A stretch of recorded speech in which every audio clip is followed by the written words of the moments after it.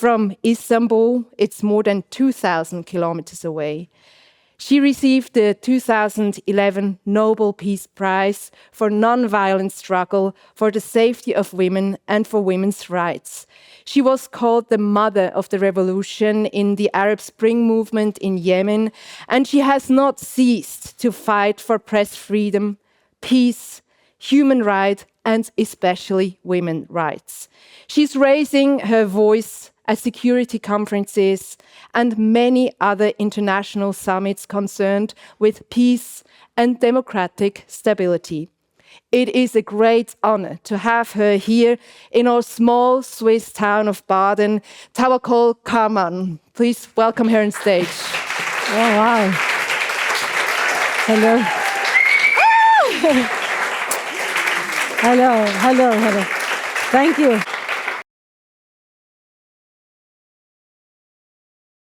I know you came straight from your family holiday. Yeah. It's a special holiday these days. It's Eid al-Adha. Yes. And maybe you continue your holiday here in Baaden a little bit. What is your first impression of Baaden? Oh my God, I love it. I love it. It's a like family. It's a like people who really keeps on their humankind, relationship, love, brave people who really hosted this great dialogues 500 years ago. So I'm so proud. I feel myself with my family.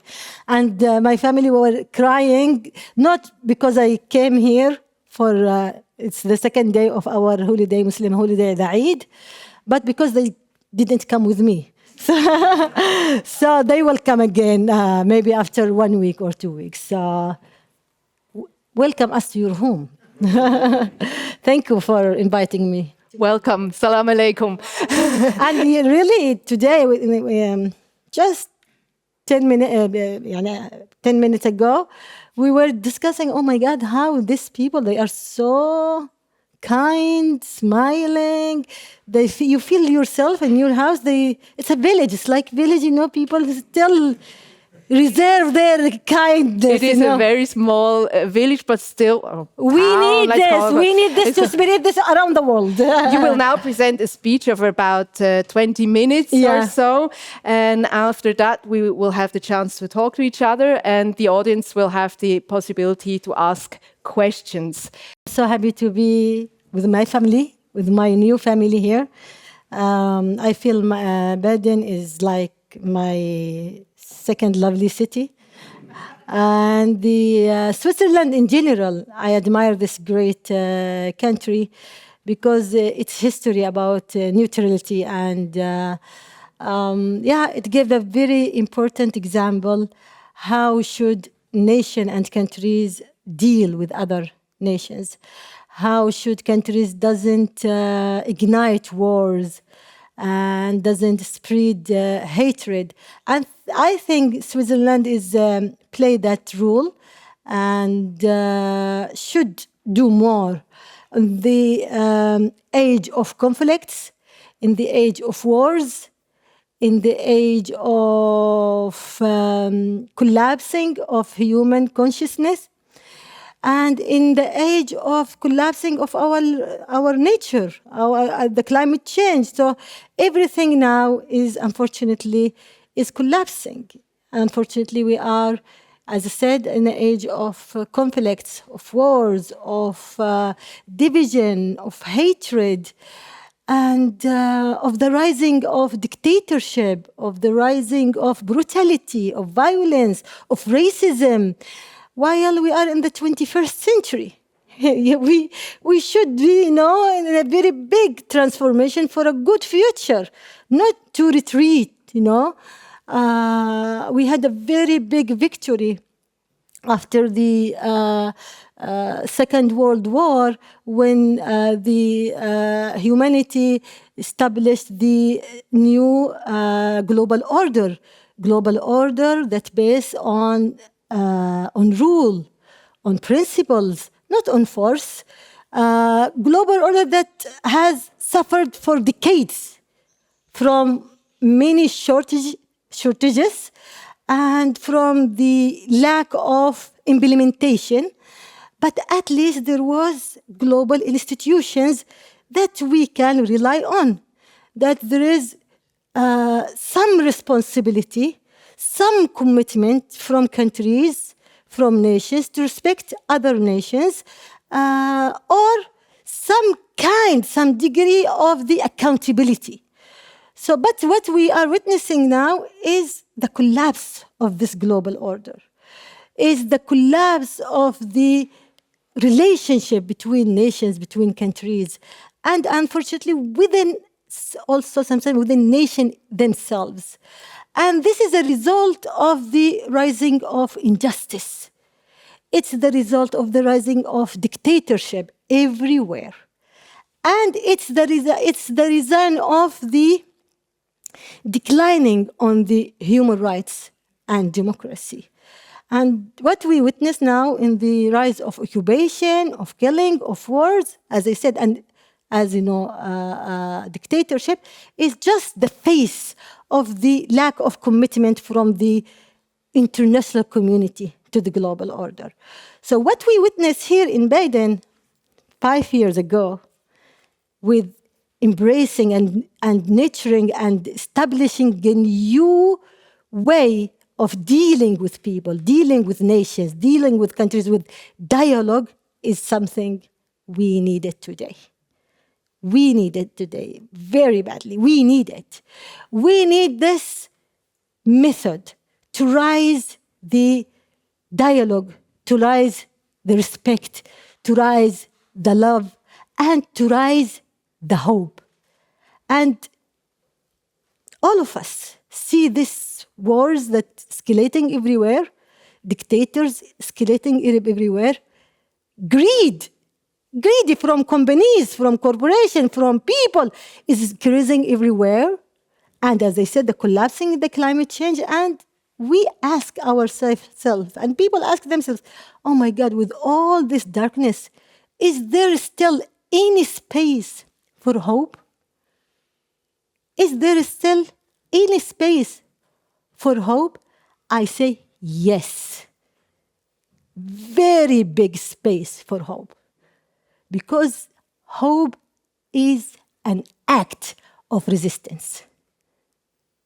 It's an act of resistance. We should keep resistance all this bad situation. We shouldn't give up to this bad situation. We have to keep ourselves brave, hope, and believe that the future will be better than it's now. Despite all the darkness, despite all the wars, despite all the bad people around us, we should believe on ourselves that we can create a new method to change the status quo. And we can create it. We can create it. And I remember myself when I was in my country, just only women alone calling for the freedom in my country against the dictators. There wasn't any hope at that time. The country was ruled with just a dictator who ruled our country for more than 32 years. And most of the people obeyed to him. And the democratic procedures that he claimed that we had, including parties, including media, including NGOs, all these tools, was just a decor in his battlefield. And there wasn't a real method that we have to liberate our country from this dictator who control our country by violence, by corruption, by failure. But I didn't give up my hope and my belief on myself and my people. That no, our country deserves better. Our country deserves better. And we shouldn't give up to him. We shouldn't let him rule our country and inherit his power to his son and his family while we are a republic country.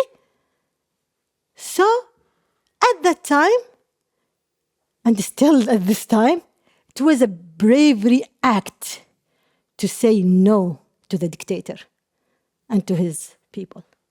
And it was an act of resistance. It was an act of hope.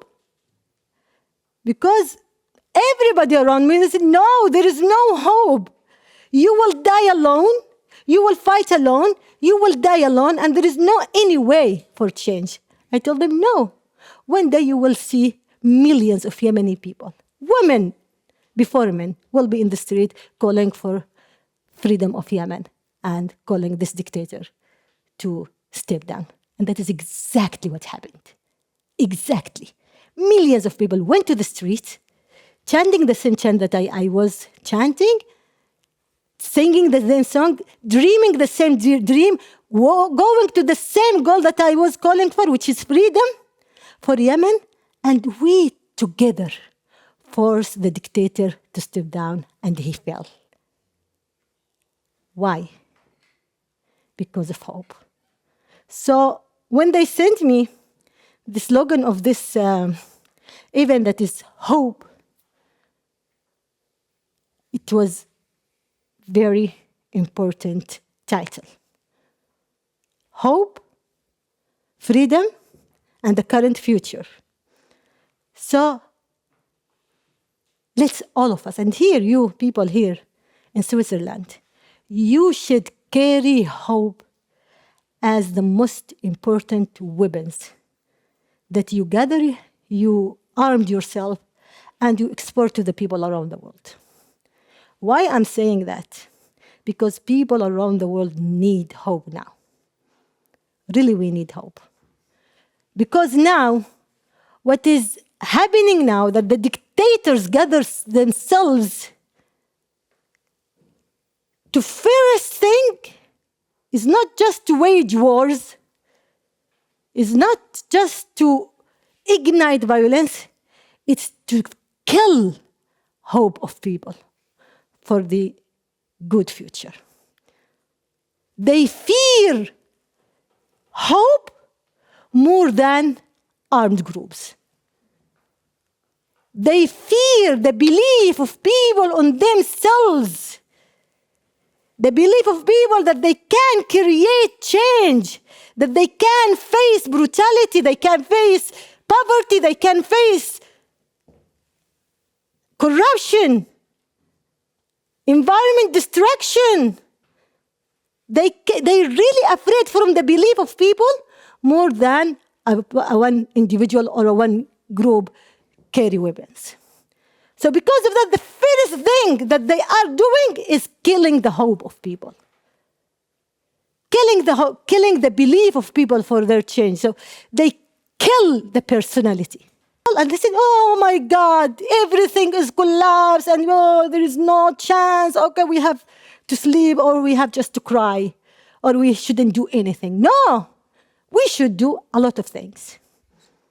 All of us should do a lot of things. And here in Baaden, and this is what I will say tomorrow, and in 2 events, morning and night, and everywhere. But here, let's give through this, event, my beginning, and events here in Baaden, that I'm calling Switzerland and you people to push your government, your state. It's a very good state. It's a very good, environment for neutral country. But neutrality doesn't mean silence. That is very important. So we need Switzerland to do a lot of things, to be the voice of peace, to be the voice of justice. We need Switzerland to stay firm, to stay against injustice. And it has. We have in Geneva the Human Rights Council. And this is something you in Switzerland should be so proud of. And we human beings should be proud of this council. While dictators around the world, especially the one who sit in the White House now, withdraw from it. Because they fear the voice of people. They fear the voice of people. So you have, as a people, believe on yourself and do a lot to gather yourselves for protecting human rights, for also calling for accountability. That is very important. Accountability is very important to save the world, to create hope for people, and you have mechanisms. So any mistakes maybe will happen here in this country or other countries, improve your tools for accountability, to hold your government accountable, to hold all governments around the world accountable, and to don't give up our victory of the global order. Global order based on rule, not force. Global order that's based on international institutions, especially with justice institutions. And we should call for the reform. And this event is hosted by the Reform Church, which play a very good role in reform, religion and acting with people, etc., etc. But we need this reform to be implemented in the also international institutions. We need this reform to be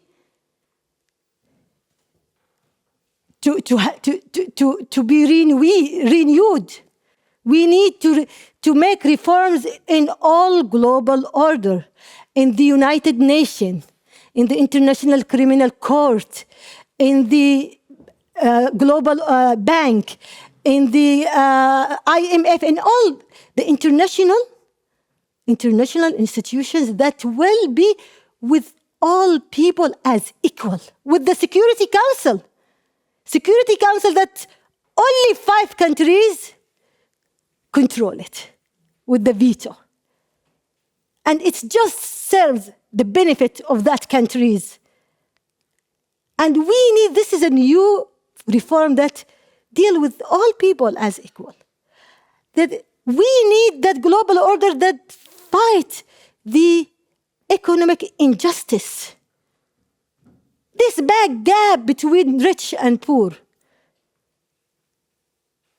Rich countries and poor countries, rich people and poor people. We need to narrow this gap. We need to force those big corporations, these strong and superpower countries, to do their commitment for people around the world, for countries around the world, not just stealing the wealth of people, not just occupying them, not just supporting dictators, not just reserving their money in the banks and helping them on money laundering. So we need that. And we as a people, we need to save our humankind. And because of that, I said, when I said, I love you so much, I feel how these people kind. And you know what is the most brutality that we are facing now? Is the lack of feeling of other people.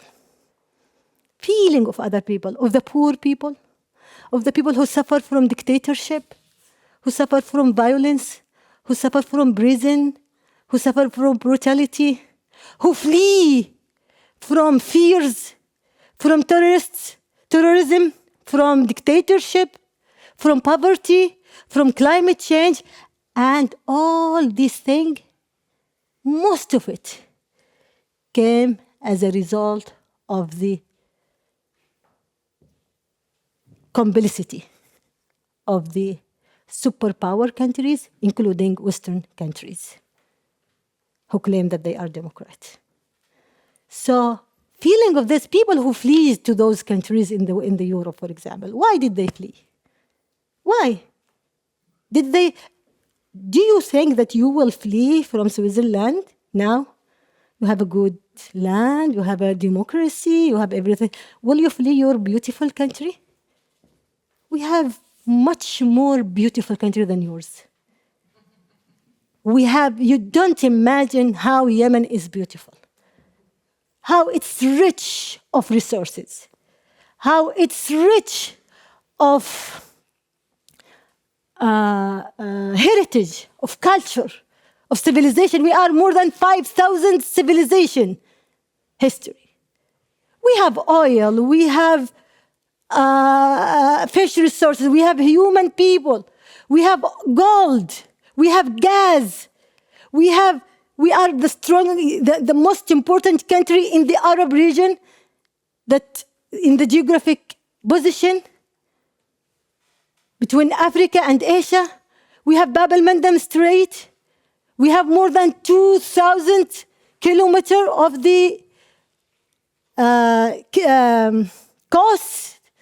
We have islands. Some of you maybe go to there. One of the rare, most beautiful, rare islands in the world, and it's in the UNESCO. We have a lot of things, but what we have? We had a dictator. We had a dictator. The same thing in Syria. The same thing in Egypt. The same thing in Libya. The same thing in Sudan. The same thing in Algeria. In Lebanon. So why people from these countries, or in Afghanistan, or in some countries in Africa, or even in Latin America, why? Because there is a dictators who had their legitimacy and supporting from superpower countries like Russia, dictatorship of Russia, dictatorship of China, and dictatorship of United States and Britain and some of the European countries. And here I'm talking about dictatorship in this democratic country because it's dictatorship. Because they want only democracy in their countries. They don't want democracy in our countries. They see us as, who's these people? They don't deserve democracy and freedom. They just want our wealth and our central decision. So they prefer dictators than people. And because of that, they make a lot of complicity against Arab Spring countries, Arab Spring Revolution. Arab Spring Revolution, the great revolution, started in 2011 against dictators in Arab countries, and we won. We in the first step, we forced the dictators to live in Egypt, in Sudan, in Yemen, in Libya, in Tunis. So we forced them to leave, and after that, the counter-revolution came, and it was supported by regional countries, and unfortunately, by some of the democratic countries. Why? Because they prefer dictators. They don't want to listen to the people. While we give them a very big listen, and we are your partner. Listen to the people, not to the dictators. And now they are paying the price of lifting people behind. This is what we see now in a lot of Western countries, the wave of fascism, the wave of hatred, the wave of racism. People now hijack the most strongest country in the world and divide the society. So now I'm warning you, because this is the tool of dictator, and I live under the dictatorship. And I fought them.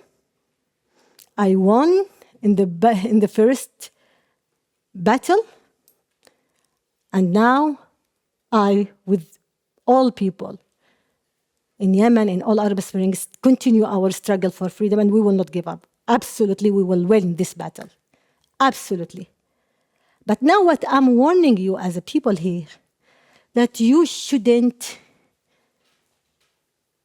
allow any new dictatorship mechanism to be here, to rule you, to divide you,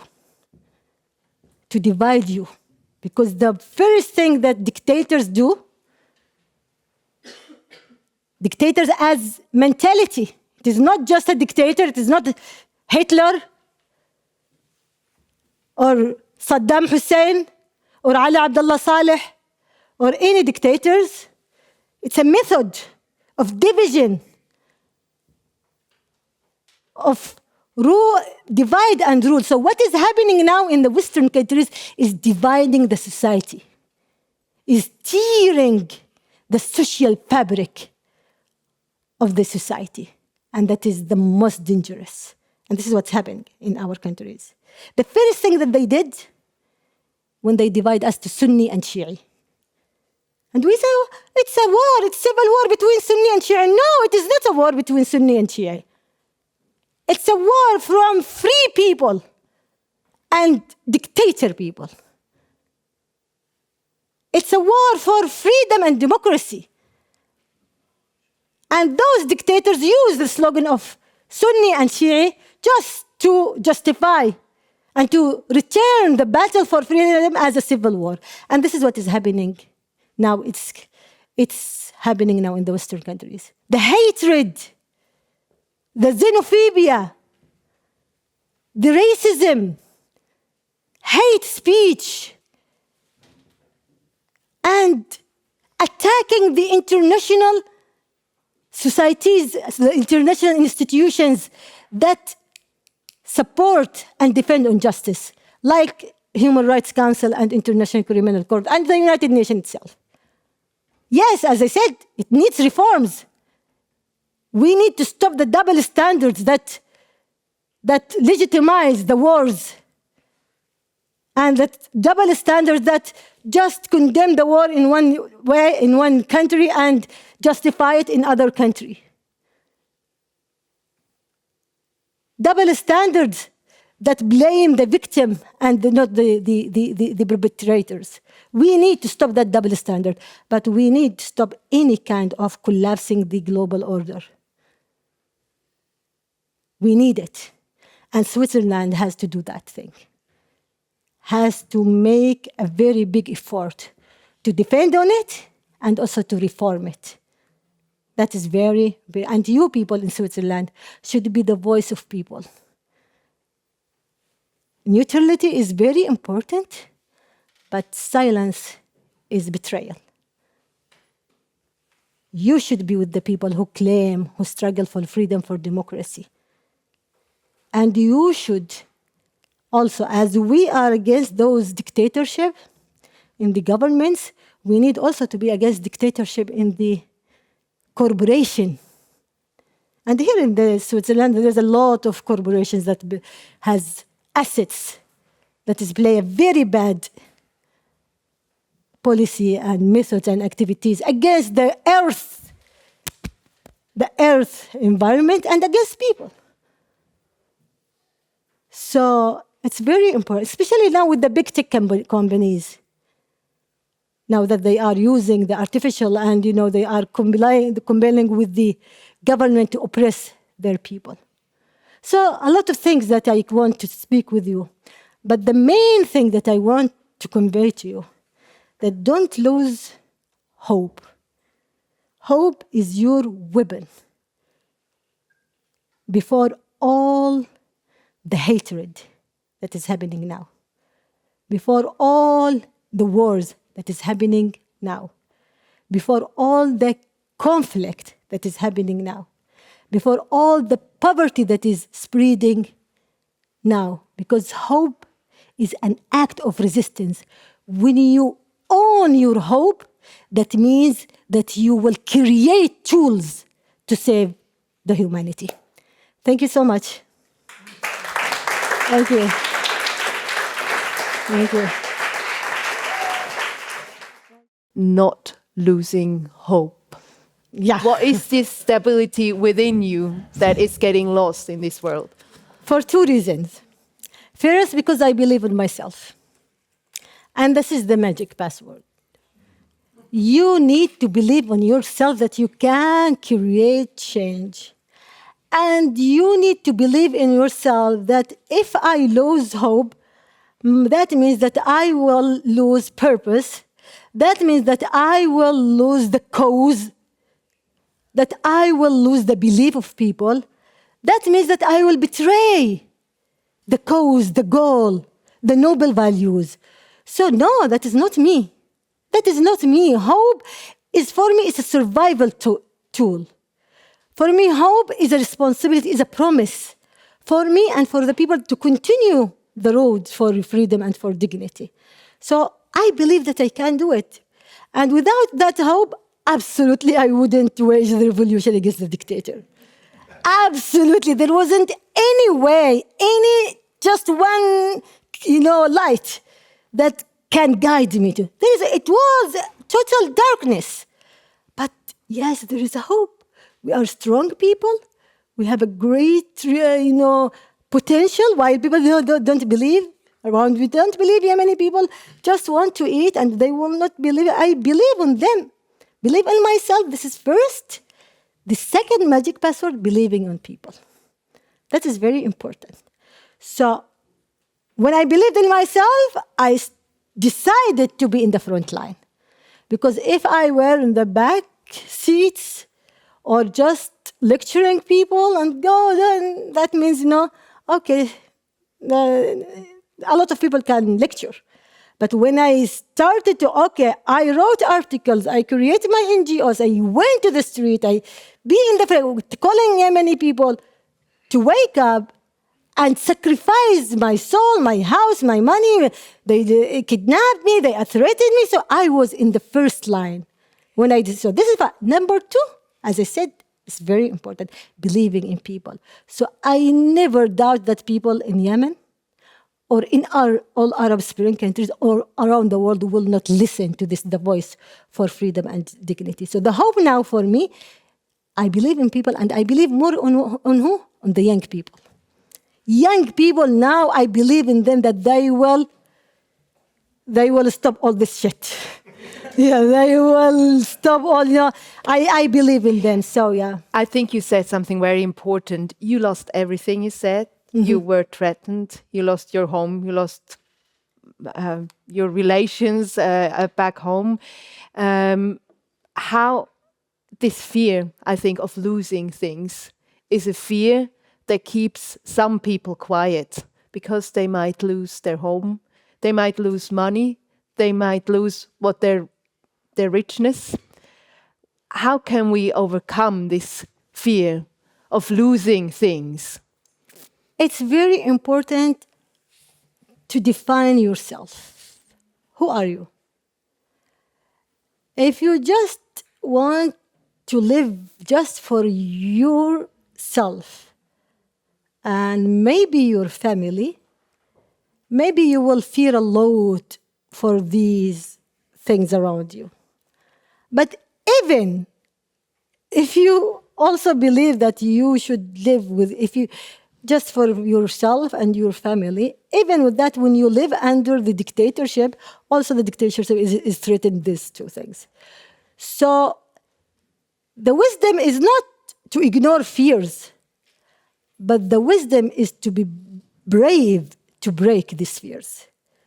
Because without brave, your whole family, your whole society, your coming generation will suffer more and more. So fear is a legitimate thing.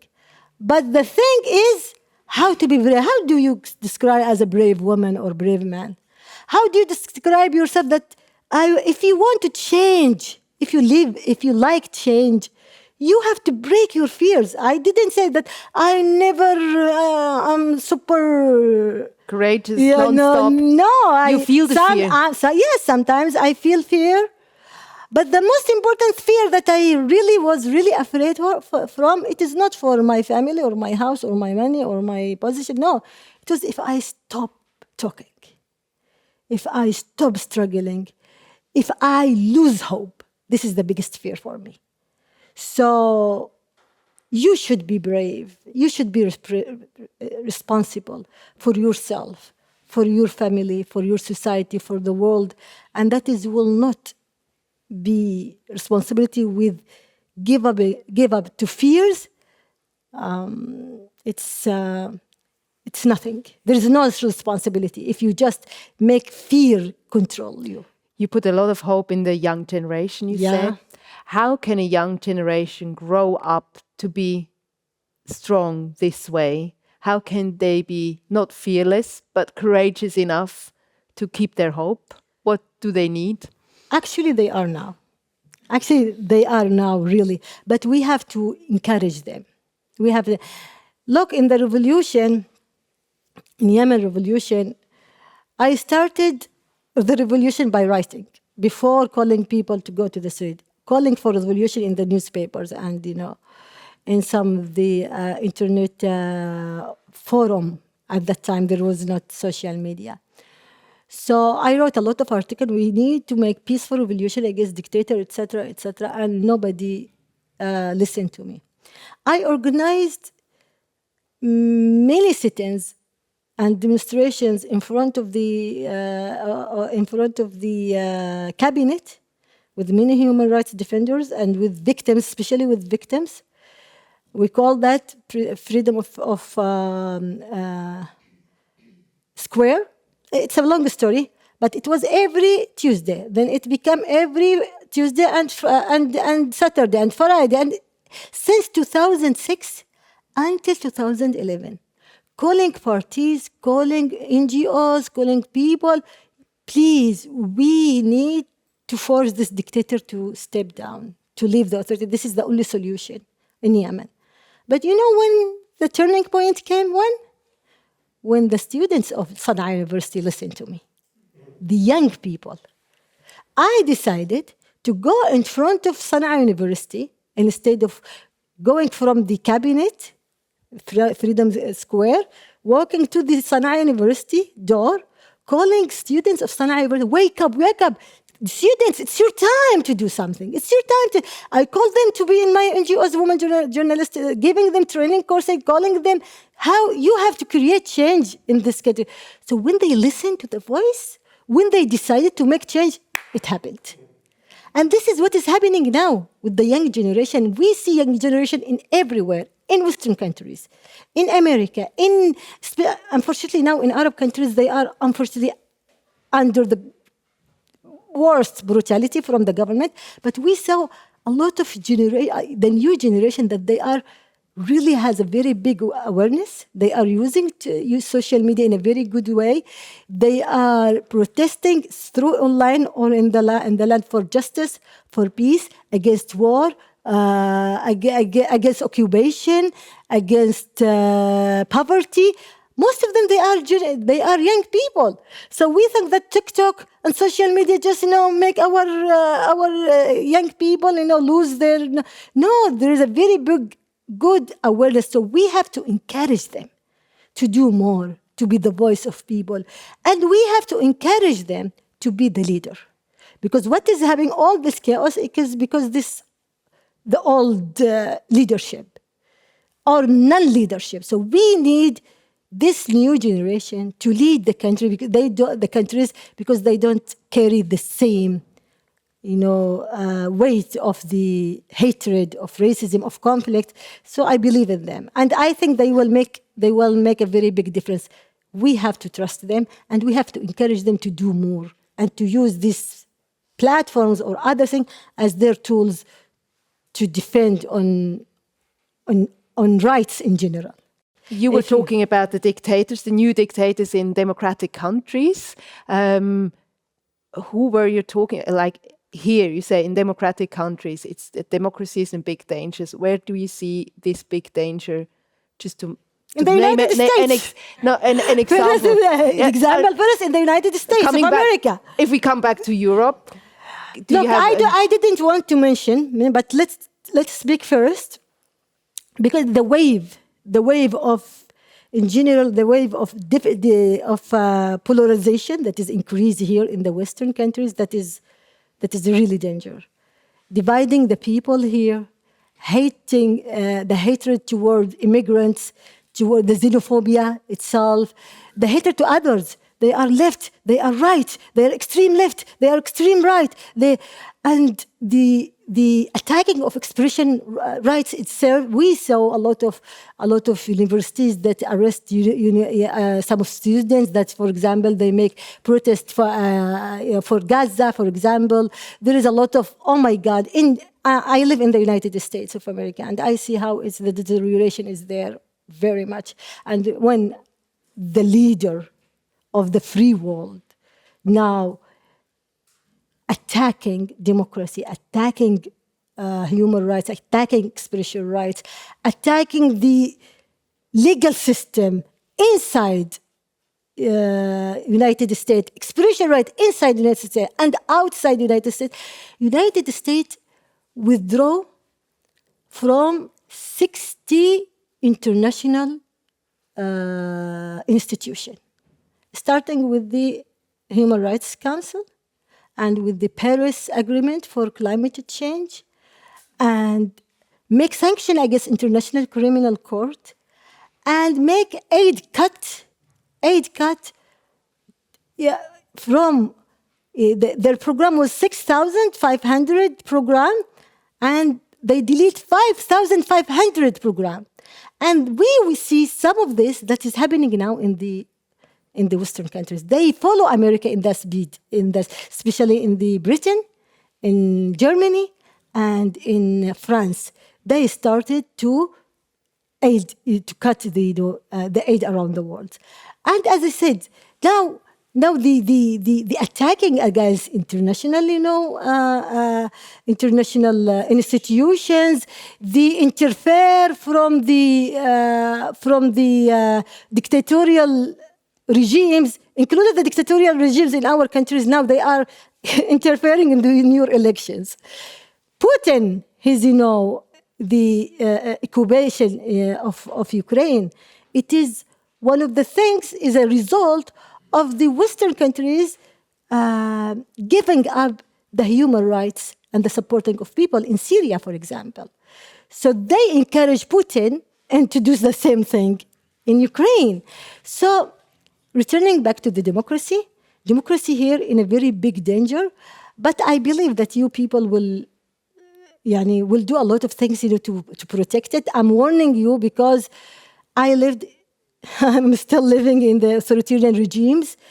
And what is happening now, I don't know a lot what is happening in Europe, but I live in the United States. It's literally what happened in our countries. They interfere in the legal system, the expression rights, the attacking parliament and Congress, the taking the decision alone from the president without going to the... So many things. So I hope that you will not do the same thing, but the fascism is unfortunately increased, the hatred is increased, and that will lead them, to cut the most important thing, victory that you had, which is democracy. Democracy is about having different views, talking to each other without making war. Yeah. Basically, how can we learn within this polarization you were talking about, learn to, again, talk to each other and not walk away from each other? How is this ability to talk, to listen to the other side, and to integrate it, how can it be learned? Look, it's one of the most important thing is in democracy is how to accept each other, how to respect each other despite our differences, despite our religions, despite our nationalities, despite our sex, our colors, etc. It's also a matter of vote that is important, the integrity and transparency of the vote. But also it's more than that, which is transparency. It's accountability. And this is very important. Accountability is the corner of the most important core of democracy. When the accountability is absent, there is no democracy. So the freedom of expression, the freedom of association, the separation of the independence of judicial system, etc. So it's a very big formula. So it is not just the vote, which is now there is a very big question on the vote.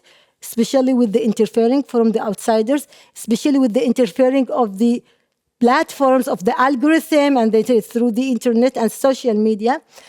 But returning back to your question about how we keep dialogue, it's very, and this is not just, and always I blame governments, always in all the problems, always the first thing I said, governments, we should blame governments first, because they are the one who can provide stability, who are the one who can protect democracy, they are the one who can, etc., etc.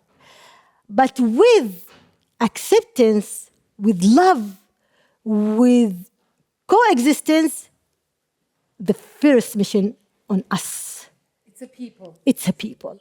It's a people. So you have to hug people around you. You have to accept people around you. You have to defend on them.